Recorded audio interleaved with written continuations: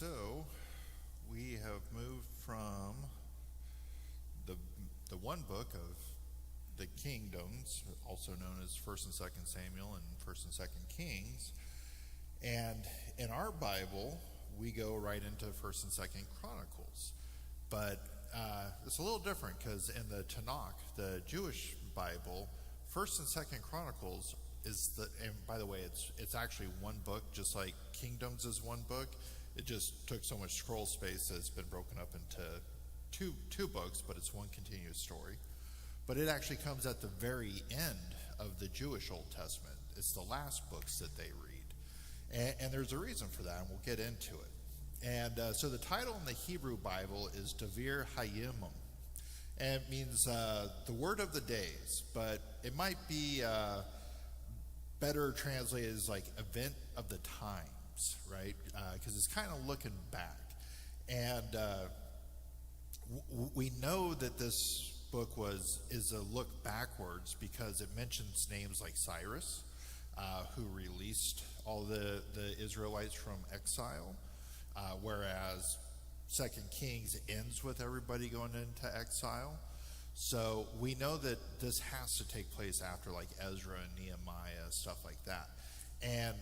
But the Messiah hasn't come. Because if you remember in 1 Samuel chapter 7, it's one of the first times that so far on our journey through the Old Testament, we've had any type of messianic reference, right? There was a little bit back in Genesis in 3:15 with the proto-evangelistic prophecy, that the heir will be born of a woman's seed and he will crush the serpent's head and the serpent will strike his heel. But that doesn't really tell you who the Messiah is. There's no reference to Messiah. I mean, lots of people kill snakes while the snakes kill them, Could be a few different people. So we're only going to know who that person is after the event happens, and we're going to look back. It's a clouded prophecy, not a clear prophecy. It has to happen, then we have to look backwards to understand it. Then, of course, 1 Samuel chapter 7 is one of the first times we have a very strong messianic presence. And it's okay because you also have to remember all the prophets, they're happening during the time of First Samuel through Second Kings. We just haven't studied the prophets yet.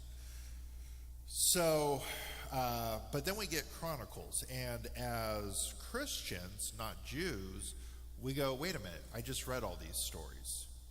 Why am I reading this again? This is boring. But what we don't understand is if this story is at the very end of the Old Testament, and there's a reason that we don't have it at the end of our Old Testament, is because we have a continuing story.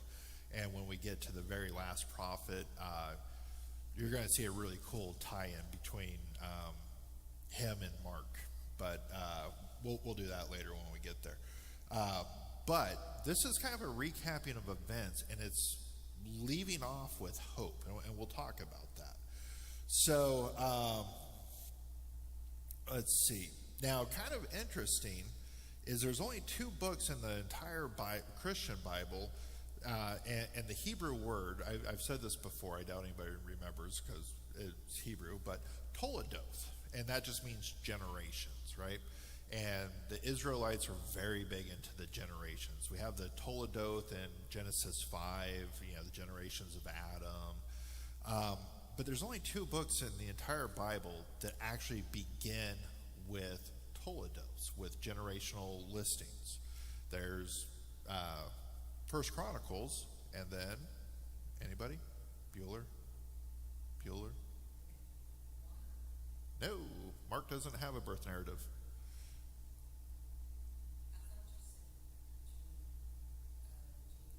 Yeah.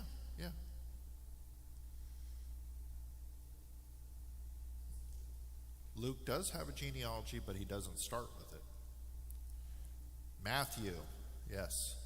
And actually, once we understand why these genealogies are put there, I'm kind of excited once we get to Matthew because everybody wants to skip over Matthew chapter 1 because it's just a bunch of names, but that's probably the most exciting verse in the Bible. And once you understand how to read it, you'll understand why I say that. But anyhow, So, First Chronicles, it begins with a bunch of names. In fact, in First Chronicles 1:1, Adam, Seth, Enosh. That's First Chronicles 1:1, 3 words. It's a pretty easy verse to memorize. It's your memory verse for the day. But it starts with Adam. And if you ever really want to learn the Old Testament, start off in First Chronicles and study each name. See who they are. There's a reason the chronicler puts these names down. He's drawing a story with the names. When you hear Adam, especially as an ancient Israelite, you should be thinking of the Garden of Eden, the fall of man, all those stories that we associate with Adam out of Genesis. When you think of Seth, right? Because Cain killed Abel, Cain was banished. Seth is the godly descendant of Adam, right? Now we're starting to set up this Toledoth, and we think of the godly line of Seth, or the righteous line of Seth. And so, and of course, we have stories associated with Seth. Not too many, but a couple. And so, but that's what the chronicler is trying to get us to think, is each name is a story. And basically, by listing each name, the chronicler has just told us the entire story of the Old Testament. Now, of course, we haven't gone through the wisdom books like Proverbs or Job, and we haven't studied the prophets yet, but he by doing the Toledoth, the generations, has just said, remember the whole Old Testament. It's the fastest way to tell that story.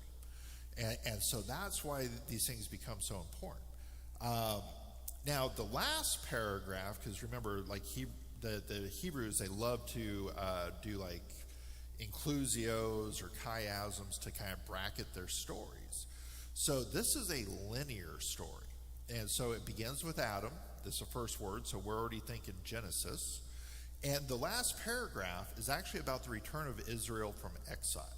And it just says, now in the year of Cyrus the king of Persia, which we'd have to read Daniel to understand that. We haven't gone to Daniel. The word of the Lord came by mouth of Jeremiah, which we haven't read yet. So this is how we know that this was written later, right? Might be fulfilled. The Lord stirred up the spirit of Cyrus the king of Persia so that he made a proclamation throughout all of his kingdom, and he also put it in writing. Thus says Cyrus the king of Persia, the Lord, the God of heaven, has given me all the kingdoms of earth and has charged me to build him a house at Jerusalem, which is in Judah. So, it's very important that the chronicler is talking about Judah, and we'll notice that once we really start studying the genealogies. But it ends, and I didn't repeat the very last sentence of that paragraph, and there's a reason why. And that's 2 Chronicles 36, 22 through 33. But it begins with Adam taking us back to the Garden of Eden, and it ends with King Cyrus releasing everybody from exile, right? So it's studying the whole history. This paragraph shows that Chronicles was written after Ezra and Nehemiah and after the Second Temple's been built. Now the reason that Chronicles was written, because we've already talked like, hey, we've got 1 Samuel and 2 Samuel, 1 Kings, 2 Kings. Why would you repeat the story, even though 2 Kings ends off with before the exile? Chronicle is meant to reshape the stories of David and Solomon and the kings of the past to make a message of hope for the future. So if you remember last week when I talked about Solomon, I painted him in a very negative light, the way the book of 1 Kings does. He's a very bad king. But a lot of people go, that just doesn't feel right. And of course, I'm doing kind of a progressive revelation as the Bible reveals everybody, right? And when we get to Chronicles, he's changing our perception of Solomon, and there's a reason for that. He's going to make Solomon a very good king, and there were 3 requirements to be considered a good king: keep the covenant, get rid of the pagan idols, and I'd have to look up the third one, but sometimes I forget stuff. So, but anyhow, by that rule, Solomon was a good king, even though he did all the bad stuff like bring in the pagan idols. And the chronicler makes a very good distinction with kings, and we'll see that. So this book has kind of two themes: that there's a hope for a messianic king, and we study that through David, and the second hope is for a new temple. It's like, okay, there's a second temple, but there's a hope for a new temple, which is very strange, and it makes sense because this is after the return from the exile. The chronicler has seen that everybody comes back, and they're just as rotten as they were before the exile. And of course, we've got like all these prophets that have spoken now, and they've talked about, I'll put a new covenant in the heart, and I will establish a new temple, and all these things. So the chronicler's like, all right, maybe the third temple will fix everybody, right? So that's why it leaves off with this message of hope. So if we think back to King Solomon when he built the temple, it was kind of like, New York City pre 9/11, right? You saw the World Trade Center as like some of the biggest buildings in the sky, like everybody just looked at it. King Solomon's temple was the same way in Jerusalem. You go in there, the biggest building on top of Mount Moriah was the temple. And, it was designed by King David, and it was built by Solomon. And it was God's home on earth. The earthly temple overlaps with God's heavenly home.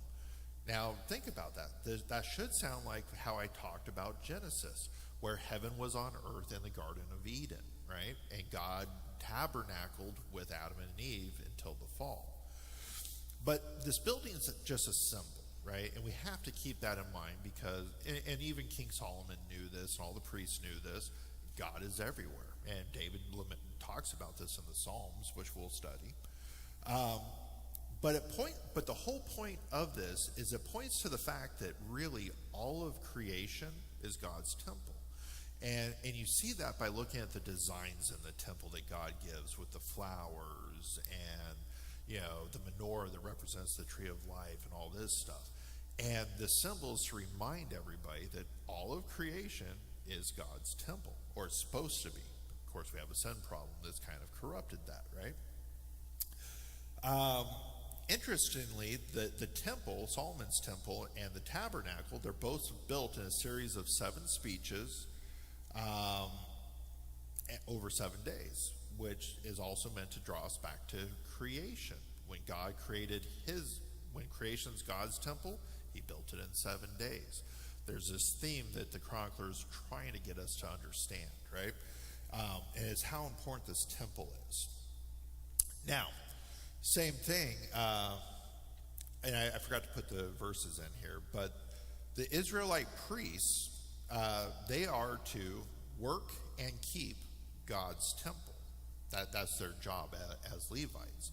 And notice that Adam was to work and keep the garden. This isn't a coincidence. And there's a reason the chronicler is real big on 3 themes: temple, Messiah, exile, right?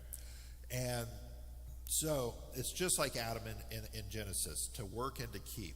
And like Eden was closed off to humans after Adam and Eve ate of the fruit, right? Like God kicks them out, goes to the wilderness, puts up a cherub with a flaming sword. Would have been a sight to see. The first temple was also destroyed because of just the horrible wickedness. There's a parallel there. And Hebrew writing is very big on connecting parallels. The way Eden was closed off, the first temple was destroyed. This is intentionally paralleled. And so when the Israelites are in exile, they're kind of wondering if God gave up on them.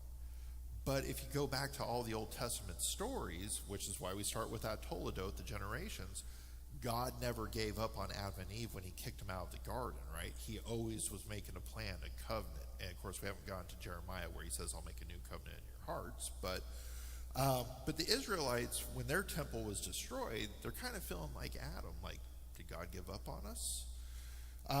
But the prophets, and we're going to study them, they foretold of when God would create a new temple with a new priesthood, and God's presence would fill all creation. Now, you have to wonder, how does God's presence fill all creation? Well, if every person is a temple, and the Holy Spirit abides in us, God is fulfilling all of creation, right? That's kind of the conclusion. Well, it's not the conclusion. There's a further conclusion that we'll get to in Revelation. But this was something, and of course the new priesthood we'll see is established by Jesus, right? Through the line of Melchizedek. But the Israelites were still kind of wondering, like, how's this new priesthood and where's this new temple? The second temple, the prophet said this temple was hopelessly corrupt, and it was. And when we study this, I'll have the verses. You'll notice that God's presence is in the tabernacle. It is in the first temple. But when they built the second temple, God's presence never actually goes into the temple. It's something that's just missing from Scripture. Now, there's some amazing things that we know about the second temple, such as on the Day of Atonement. I'd have to look up this fact. I remember writing on it on a paper, but they used to bring in a red rag, a blood-soaked rag, and if God accepted the sacrifice, it would turn white. That's how they knew. And before the Second Temple's destruction in 70 A.D., but after the crucifixion of Christ, the rag stopped turning white, and that's actually recorded in one of the Jewish manuscripts. I would have to look it up to find it. Maybe I will next time. But really interesting thing of some supernatural stuff that happened inside the temple. But God's presence, he starts to kind of change the rules. And that's progressive revelation. At first, he tabernacles in Eden. Now he has a position in the tabernacle. Yes, his presence is inside Solomon's temple, but that's not his home, right? It's more of his footstool. The second temple's built, and it's just a symbol. And then, of course, the next temple is us. And then there's going to be a final temple, which is out of heaven, that the prophets talk about. So, but the second temple was just hopelessly corrupt. And so Chronicles is going to end with the hope of a Messiah. And that's kind of, and we'll get to the last half of a sentence, really. But that's where the Old Testament ends. The Old Testament is talking about the need of a Savior. The Old Testament, without the New Testament, is incomplete. It tells us why we need a Savior, and it tells us that we should have hope for a Savior. It just doesn't tell us who he is. If we read just the New Testament, we know who the Savior is, and we know what he does for us, but we don't know why. And so the New Testament is actually incomplete without the Old Testament. We don't, that's why it's good to start off with the small view of God. And by small view, I mean in Genesis, we know next to nothing about who God is. We just know he created everything.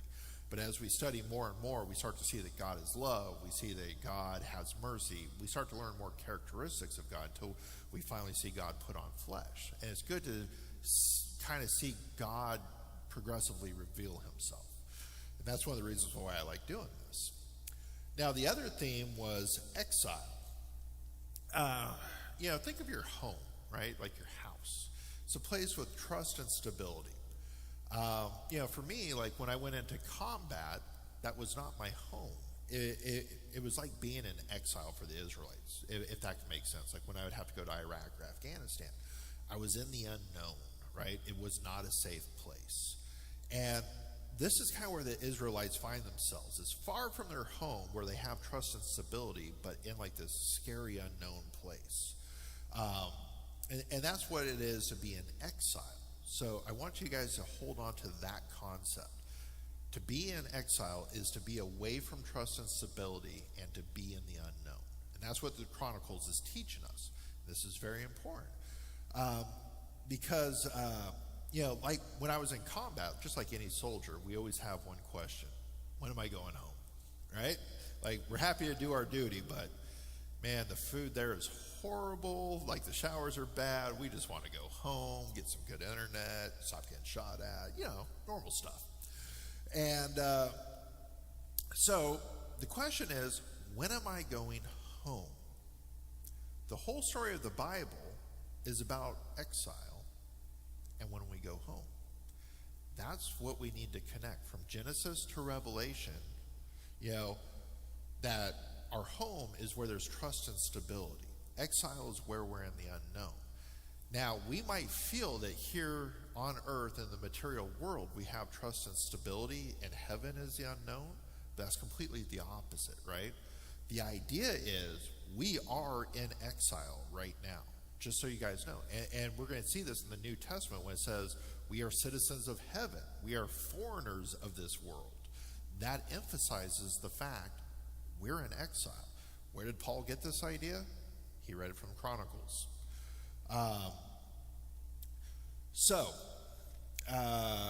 Exile from the garden.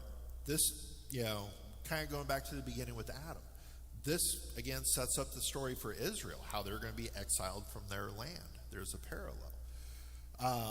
They could stay in the land as long as they were faithful to the covenants, right? Like all these covenants that we looked at, like the Edenic covenant, the one in Eden, the Noahic covenant, the Abrahamic covenant, the covenant of Sinai. If they're going to be faithful, they can stay in their land of Israel. They're not faithful. Spoiler alert. Well, actually, this is like the last book of the Old Testament for the Hebrews, so it's not a spoiler alert. They already know that they're not faithful. They weren't just like Adam and Eve. Adam and Eve had 3 rules, right? Be fruitful and multiply. You think that'd be an easy one. Subdue the earth and don't eat from the fruit. 3 rules. That was their covenant. They couldn't keep that, so they got kicked out. Israelites get 613 rules. They can't keep that, so they get kicked out of Israel. So they were put into exile. In Genesis, humanity's exile leads to building Babel, right? Where the languages were confused, or Adam and Eve being exiled, and then they have their kids, Seth, Cain, and Abel. Abel doesn't make it, but anyhow, so the humanity from all their kids and their progenies leads ultimately to Babel, the Tower of Babel. That's the same place the Israelites were going to be sent, Babylon. So again, we still have the story of two cities, Jerusalem, which is a lot of times represented as Zion or the Garden of Eden, and we've got Babylon that's just representing the rest of the world. And so just like God called Abraham out of Babylon and into the promised land, right? Because it's where Abraham, land of Uz, is in Babylon. Eventually, the Israelites are going to leave Babylon after like 70 years and build the second temple back in the promised land. So we see a lot of parallelisms, a lot of repeating of history here. But now they're back in their homeland after the exile. And this is something I really, especially with like elections coming up, and this is something I would love all Christians to think about. Even though they were in their homeland of Israel with their second temple, they were still in exile. It kind of sounds a little weird. Even though they were in their homeland of Israel after the exile, they were still in exile according to the prophets because they were just as corrupt as their ancestors. After they came back from Babylon after 70 years, they remained just as corrupt. And we're going to see when we start studying Isaiah and Ezekiel and all of them, they basically are going to say, you're still in exile. You've come home, but you're not keeping the covenant. You're in exile. Israel's Babylonian exile becomes an image of the universal need for something more. Okay? That feeling of alienation and longing, no matter where you're at. So you can be at your home, earth, and have this longing for something else. That's why I say we're still in exile right now. Like we are foreigners to earth. We're citizens of heaven. We long for something else. We're not faithful to all the rules that God's given us. And remember, Jesus said, I did not do away with the law. I fulfilled the law. The law is still there. Paul's going to go into great detail about the law. And we're not faithful to the law. Today we're not. We're just as bad as the Israelites when they came home to Israel. We're just as corrupt. The only difference is Jesus has made the final sacrifice for us, right? And it's a big difference. So Israel's Babylonian exile becomes the image of a universal need for something more. that feeling of alienation and longing no matter where you're at. The Bible shows us that we all keep repeating this pattern of human corruption. And that was that pattern I talked about in Judges, the sin, spin cycle, right? The Bible shows us that we all keep repeating this pattern of human corruption, leading to a Babylon that we can't escape. I'm talking Babylon in the metaphorical sense, right? The world. We just can't escape the world. We all long for a better home. And yeah, the reason I kind of said that this sets us up for the election, and I'm very serious about this, Democrat and Republican are not denominations. They're political parties. I remember seeing the RNC, they had Hindus open the RNC with prayer. Okay, not my thing.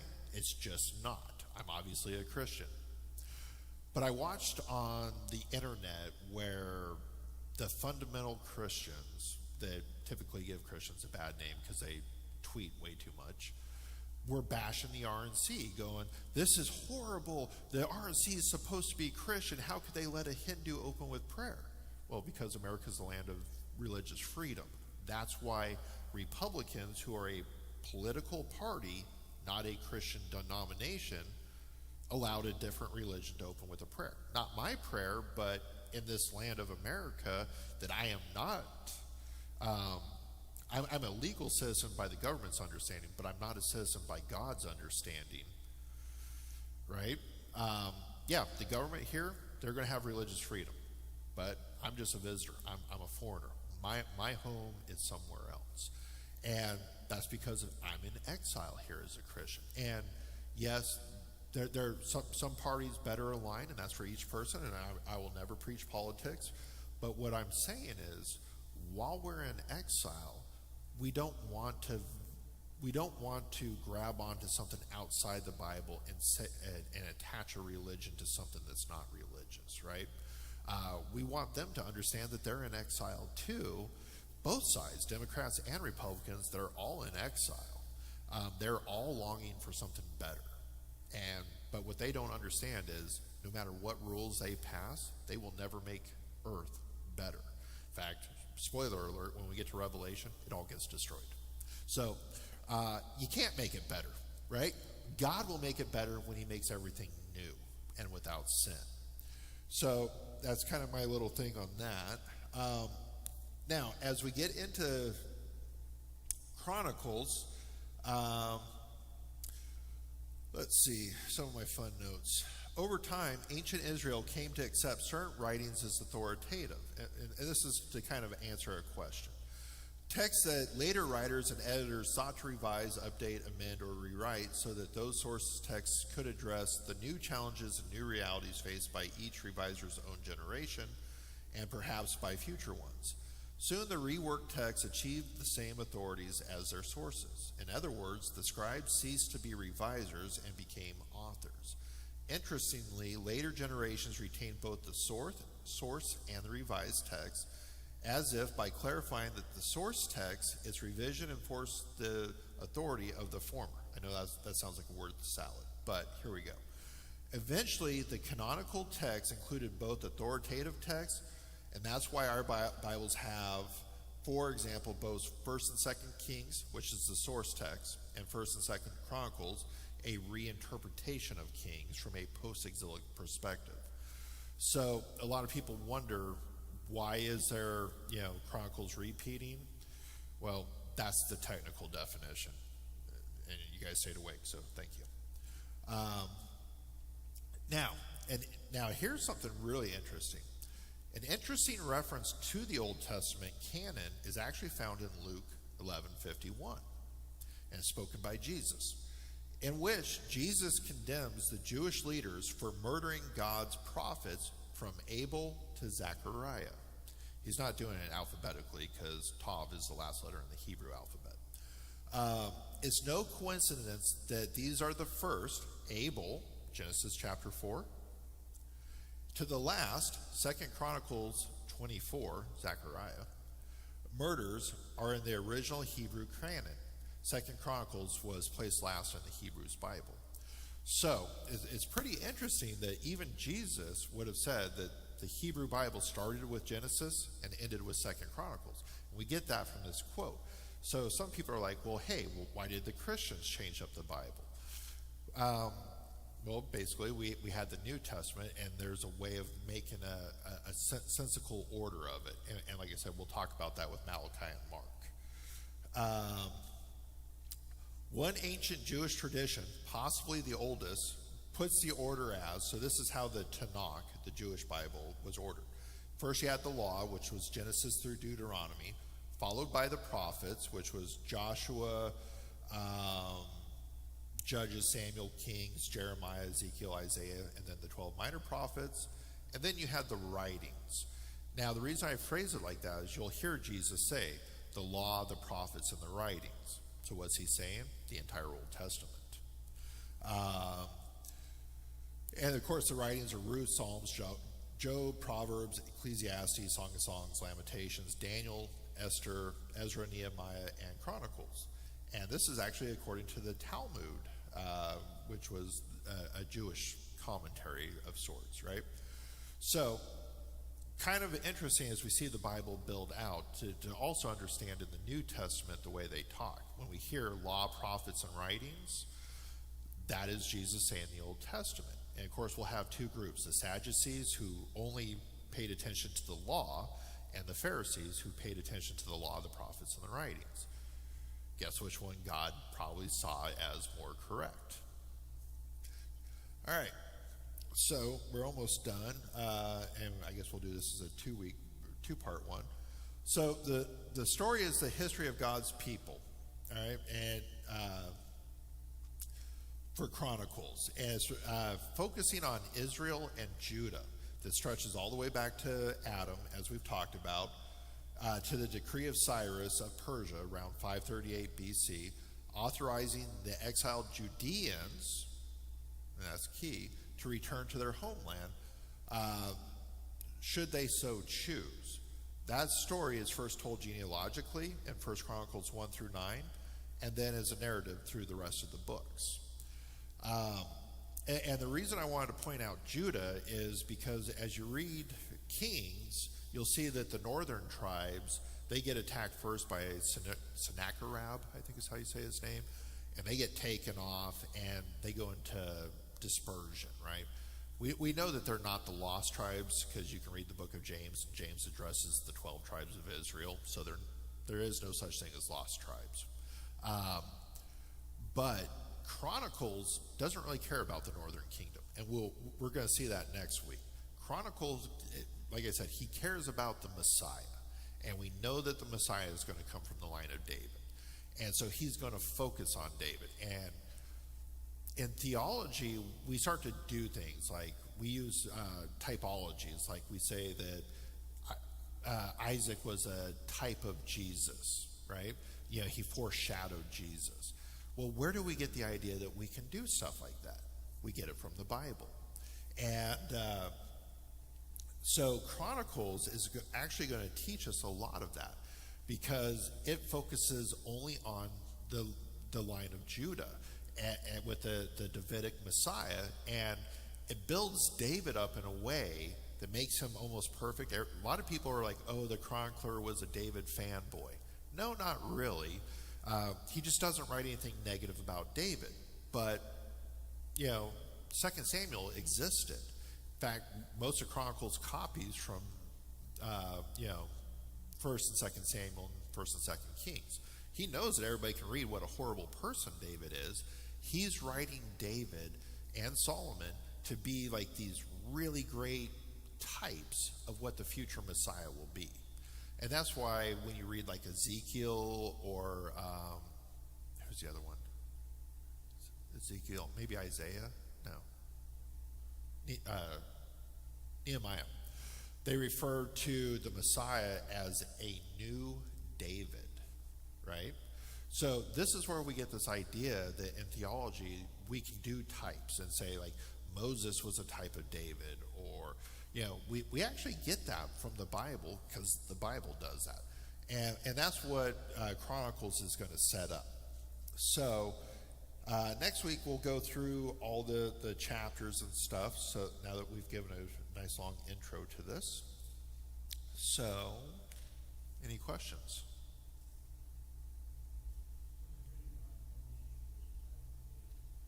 Or Moses was a type of Jesus. Sorry, Moses. Oh, actually, no. Moses was a type of David. And we'll cover that next week.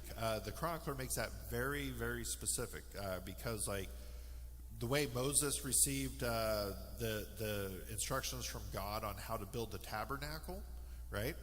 David receives the instructions from God on how to build the temple. So the chronicler is setting up that, Moses, and Moses was the leader of a unified Israel. David's the leader of a unified Israel.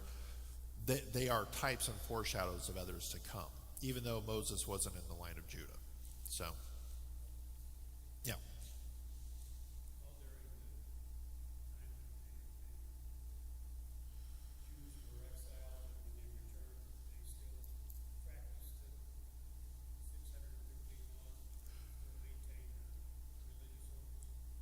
So, did they practice their 613 laws?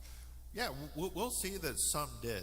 There was this healthy tension that, especially when we get to like Ezra, Nehemiah, Daniel, do they give up their identity and do what the Babylonians do? Well, Meshach, Shadrach, and Abednego are Babylonian names. They're not Hebrew names, right? Belteshazzar is Daniel. So they do give up their identities and they become Babylonians, but they also resist. And so, like, we'll see in Daniel, like, when they build the giant altar and everybody's to bow down when the lyres and the harps and all these other musical instruments play. Well, Meshach, Shadrach, and Abednego don't, even causing them their own death, right? So it is, you are to, while in exile, and it's a great point, you are to be of the world, but not conformed by it, right? And that's the New Testament teaching. And we see that. We are to peacefully resist when it comes to God, but other than that, we are to obey what's happening in the world. And so we see Daniel, he will fight to keep his culture, but not at the expense of making his masters mad. But he will never defy God. If it comes down to defying God or making his earthly masters happy, Daniel gets thrown in the lion bin. Meshach, Shadrach, and Abednego get thrown in a furnace. God will always come first, but they are also happy to acquiesce their new rulers. And that's the tension that builds. And that's what we're supposed to do while we're in exile as well.